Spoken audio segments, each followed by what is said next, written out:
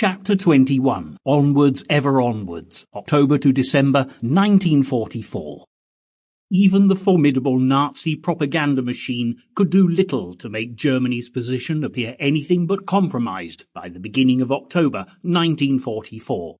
For the early part of the war, after Nazi tanks had first stormed into Poland, it appeared that Adolf Hitler was invincible, and as time went on, this was something that the German Führer not only believed, but also took for granted. But ever since the Americans had entered the war to fight for the Allies after the Japanese bombing of the US naval fleet at Pearl Harbor, Hitler and his axis of evil had been put under increasing pressure on a global scale. So, to recap a lot of history to absorb, let's look again at the key points. In North Africa, by late 1942, the Germans had been defeated at the Second Battle of El Alamein as General Bernard Montgomery, and the British Eighth Army had taken on Hitler's Desert Fox, General Erwin Rommel, and won. Montgomery's determination was equal to anything shown by the Germans to date, as typified on the eve of an earlier battle when he had destroyed all contingency plans for withdrawal, telling his officers, "If we are attacked, then there will be no retreat. If we cannot stay here alive, then we will stay here dead."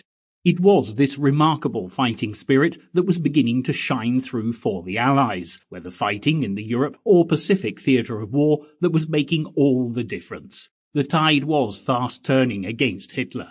Taking on the might of the Soviet Red Army back in 1941 had also resulted in Adolf Hitler getting more of a fight than he'd bargained for. His plans to defeat Russia quickly and decisively through the summer months before the onset of the bitter Soviet winter were dashed as the invading Germans faced fierce resistance.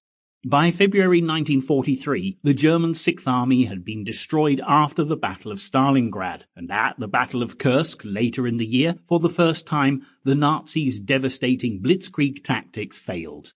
Elsewhere, after the Allies' triumphant progress in North Africa, Operation Husky targeted Sicily, before pushing on to make a bid for mainland Italy. But by this stage in the war, Adolf Hitler's health was deteriorating, along with his military judgment. However, Hitler's position and that of his Axis compatriots was about to face the biggest threat to date as an Allied invasion force set off from the south coast of England to liberate France and start the push for Berlin. D-Day, June 6, 1944, was a major turning point, and had things not gone in the Allies' favour, the outcome of World War II might still have resulted in a Nazi victory. Even so, the Allies met pockets of German resistance, and despite the success of D-Day, Hitler was not going to give up without a fight. And as the summer of 1944, one of the most unseasonable on record, gave way to autumn, the Allies were all too aware that they still had a long, bitter, and very dangerous fight ahead of them. Meanwhile, in the east, the Russians were also playing their part, ruthlessly putting the operation, codenamed Bagration, into action. The aim of Bagration was to push all the German forces from what the Republic of Belarus is today back into Poland, and the results were brutal. Historians have described this operation as one of the bloodiest known to man, but more importantly for the Allies, it has also been described as the most calamitous defeat of all the German armed forces in World War II.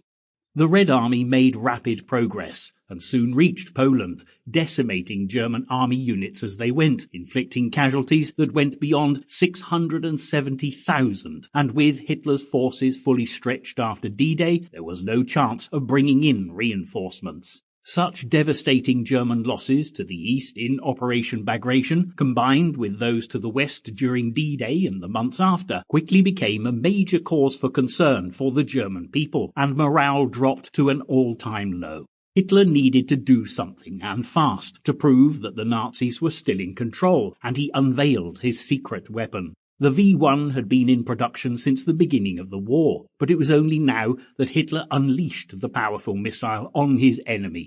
Hitler focused the V1s on London, where immense damage was caused.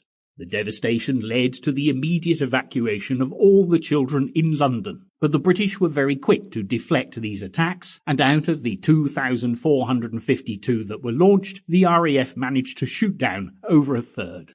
However, a reporting blackout by the British press meant that the Germans had no idea how successful the attacks had been, and although deadly, Hitler's secret weapon had come too late to Sample complete. Ready to continue?